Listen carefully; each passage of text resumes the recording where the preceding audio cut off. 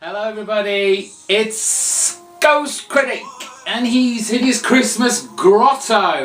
I shall have no Grinches in my comic book corner. Hello everybody, it's Mark, GhostCritic here with another week of reviews and a Christmas spectacular. As you can see, lots of Christmas lights. You may just be able to hear some Christmassy tunes in the background. No mulled wine as promised, but you know, a nice healthy measure of whiskey always does the trick. Anyway, let's get on with reviews for the week. Let's start with those as always. Right, one that I haven't actually read yet, but I was very excited when I saw it on the shelves, and that was Giant-Sized Elephant Men.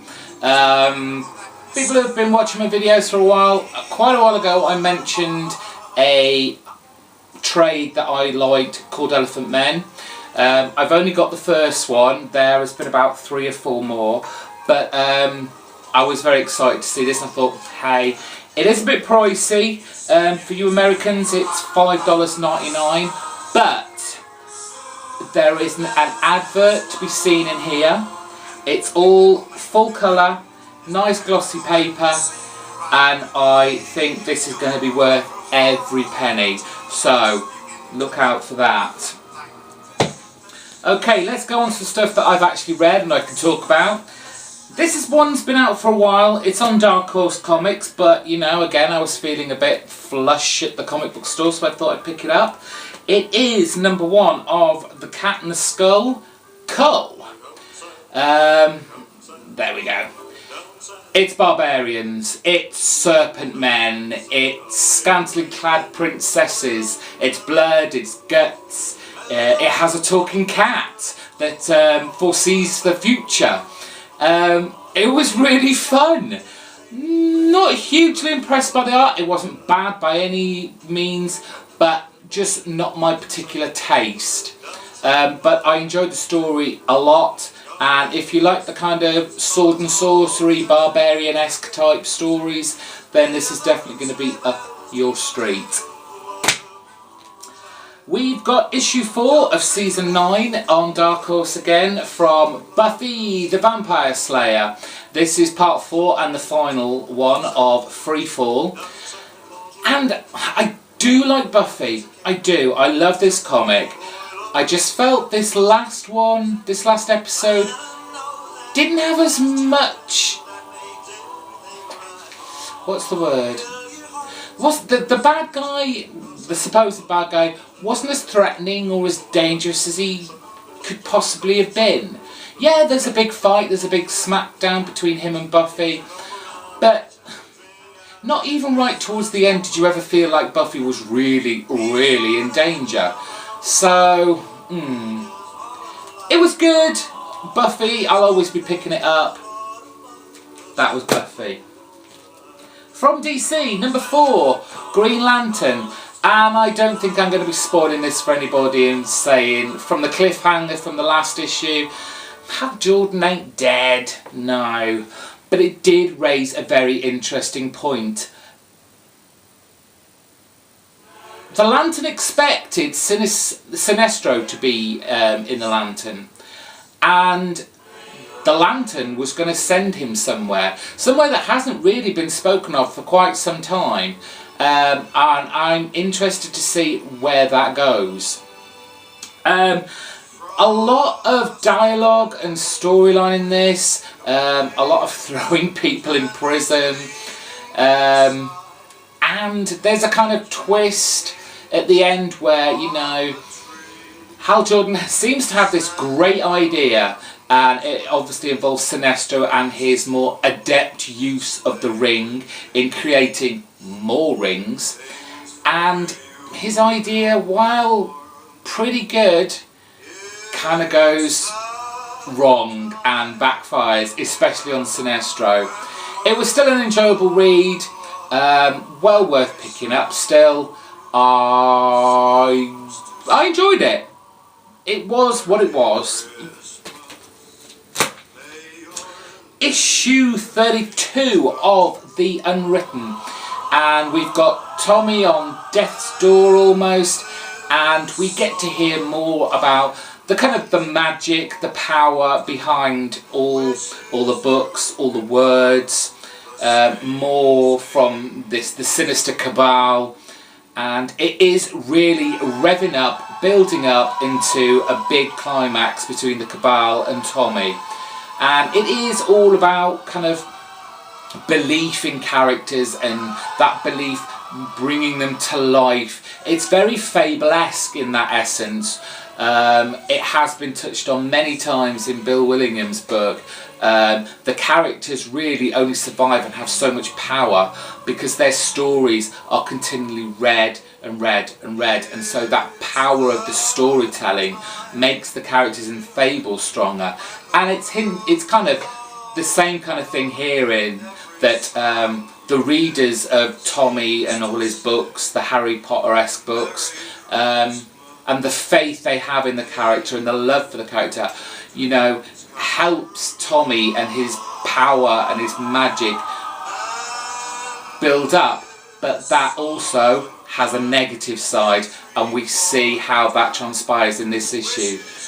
Definitely a big pickup for anyone who likes, you know, a bit more thought-provoking storyline. It's a Vertigo title, so you expect, you know, to be challenged significantly than your normal superhero fare. So, really enjoyed it.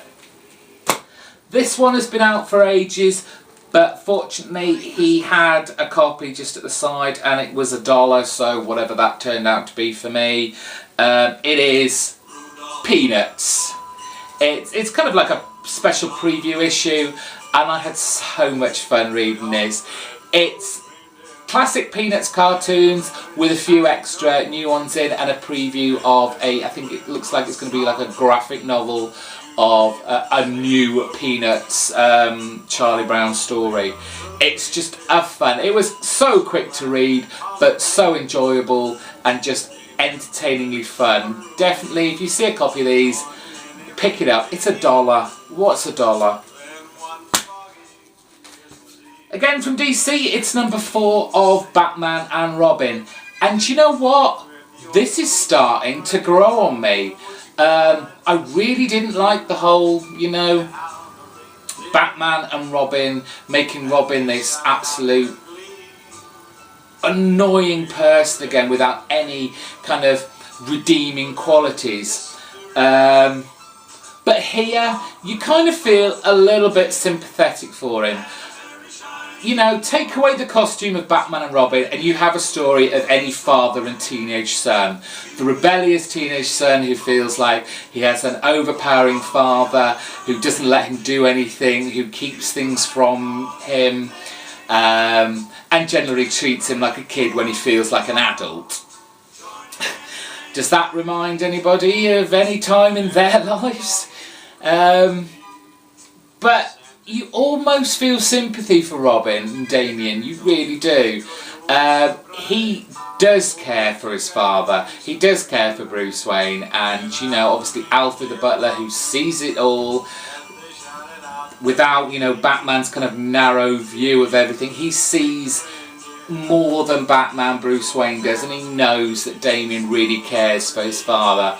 And in this issue, the idea of immortality or the mortality of Batman, he isn't, as Alfred said, he hasn't got a green ring on, he doesn't wear a red cape and go flying around. He's a mortal man, and it just showed at the start of this issue how mortal he actually was.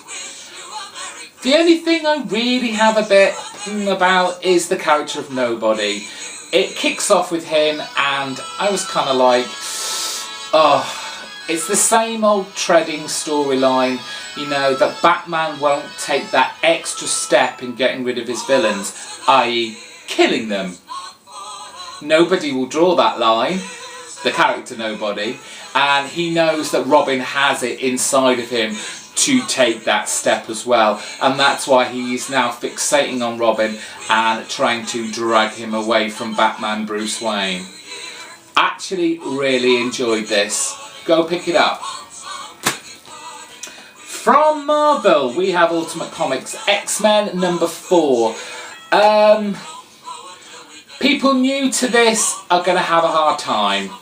People who read the previous season will probably understand it a little bit better. There's a lot of backup story about William Stryker Jr. in this, why he is where he is now, and what happened after he attacked Xavier's home and the school in the last series. And also, oh, Kitty Pryde, will you stop being so wet? She just seems to wants to run away from everything, hide, even though, you know, she should be standing up for being a mutant, etc, etc. I'm on the fence. I do like the Ultimate X-Men universe, but this particular title, especially seeing as it's written by Nick Spencer, who writes Morning Glories, really needs to pick up its game and just grab me. It's not grabbing me at the moment, but it's sufficiently there for me to keep buying it. Penultimate, almost pick of the week, but not. Surprisingly, it's the conclusion to the Dark Angel saga. It's Uncanny X-Force. It's number 18. A lot happens. There's the final fight. There's emotion. There's what the kind of moments in it. But ultimately, I don't know. Maybe I need to go back and reread it again. You know, I only read this last night. I don't rush my comics. I really do enjoy reading them. But I think this one might need a couple of rereads to have its full impact, its full effect that Remender wanted from this final issue. But it just felt slightly disappointing. Only slightly, which is why it didn't make my pick of the week. It's still been a phenomenal run, a saga in the true sense of the word. I've been so impressed with Remender taking his time with this storyline. Interested to see what's going to happen next. Was it really necessary to put it in a black plastic bag though? Really? I can understand with the whole death of Spider-Man, maybe as a kind of gimmick, but these plastic bags, you're just wasting your money, really. And it is. I mean, I'm sure we're paying this top dollar for packaging, really. Pick of the week, and I think could be quite a controversial choice, given stuff I've seen, stuff I've heard over the last couple of weeks. It's Batwoman, issue 4.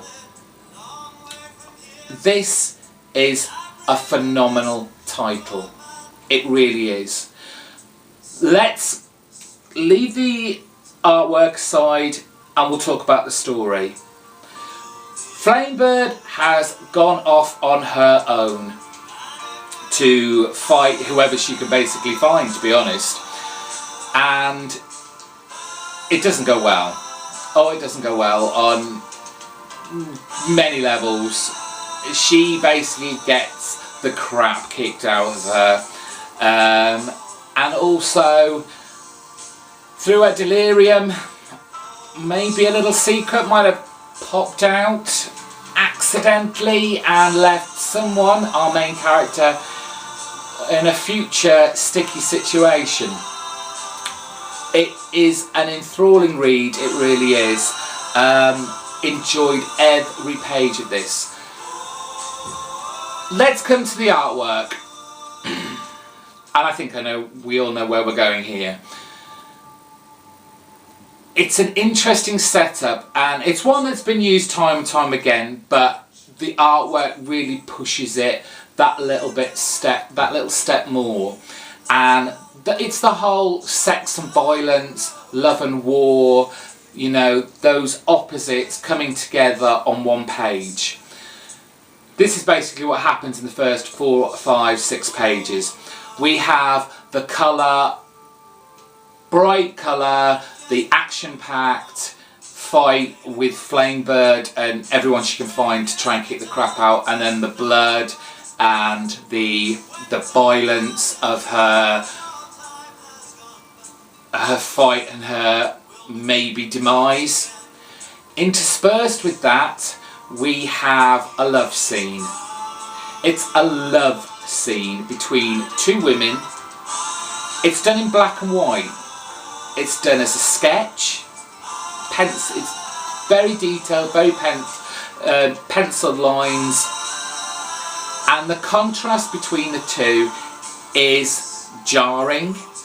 It is dramatic. It's also very poetic. It is very moving. Doesn't matter who is in that bed, man and woman, woman and woman, man and man, it wouldn't have mattered. If it had been drawn and portrayed like it is in here, it wouldn't matter. It was perfect. It really, really was. I have no issues with the sexuality of any of the characters in here. I thought it was perfectly done. So, Batwoman, the top of my list this week. Definitely a pick-up. Definitely for a mature reader. Or with an adult. An adult can read this with their child if they want to, explain what is going on, educate our youth, to have, you know, values of, you know, being... No, let's not go there. Let's not go there. We're talking about comics. Brilliant. Just fantastic. Pick it up. That was the comics this week. Let's go on to a review of something I bought, which I said I would. I will quickly do this. It's the amazing Screw-On Head. And I know Dakin Howlett said I was going to have a really fun time with this. He also gave me the nod that this was actually made into a kind of cartoon film. I've not got round to watching that yet though, but I will definitely be looking out for that. Apparently Howler Mouse says it's on YouTube, so definitely be looking at on YouTube. This is Mike Mignola, and it's a series of short stories with obviously the amazing Screw-On Head right at the beginning. And as you would expect from Mike Mignola, it's full of just bizarre, surreal creations. Actually very funny. There's a very Monty Python-esque humour going through this, not least in the kind of portraits. It's not all just stories in here. By the way, this is ultimately it's a quick read. It really is. There are a lot of pages where I hope you can maybe see this. They're portraits of Victorian ladies and gentlemen, and on them they've got little signs like this lady here you probably don't see. She's just a Victorian lady sitting there getting her portrait taken, and someone's written werewolf next to it. This lady, cannibal. It is very intriguing. It's very kind of surreal and bizarre again. The stories go from like space to, you know, underground caverns. It's very Indiana Jones-esque in parts. I had an absolute riot reading this. It was very, very well done. I'm glad I picked this up. Very much suggest you do too. I did find this very cheaply. I've looked on Amazon and it's quite expensive for a hardback. But even though it's a quick read, I've gone back and looked through it and read some of my favourite stories through it as well. And it's just, you notice as you do with these kind of things, you notice other little bits that you missed before, definitely in the artwork. Pick it up, it's brilliant. Let's see. Couple of questions that were asked. One that was on the comment section and one that was sent to me privately. PS3 games and comic books. one of my subscribers, he asked for some gift ideas for Christmas, basically for himself. Well done, mate. And I just thought, well, I can only say look back at some of my old videos, especially my Reviewer's Choice videos. I've been given some fantastic reads to look at. Common Grounds was a really good compilation anthology story of, you know, superheroes and supervillains hanging out in a diner.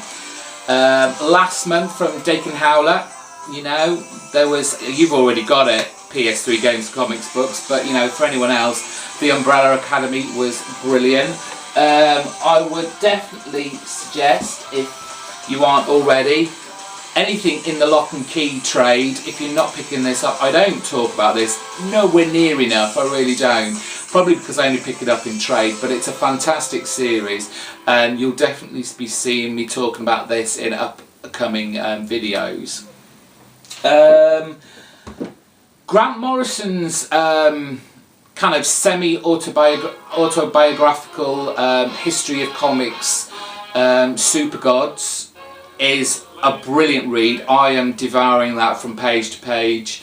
It's basically the history of comic books and how Morrison fitted into it, which was it's really interesting. He veers off on tangents and digresses, as most writers do, but it's still a great read. Not particularly comic orientated, but I've been really enjoying the new Legend of Zelda game. It's so good. I can't even begin to talk about it. Someone did ask me to do a video on it. I don't know if anyone would be interested in that, given that I've only ever done comic book reviews on here. But if anybody wanted me to do that, just let me know.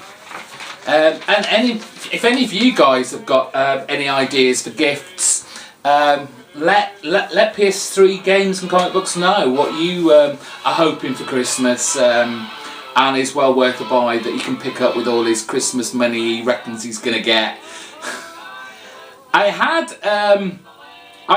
couldn't really help this guy out, and I hope he doesn't think I'm being rude, because I have not actually responded to him yet, but I got a personal message sent by Glenna75, who's one of my new subscribers. Thank you very much for subscribing. And he was basically asking me what online sites were good for ordering comic books.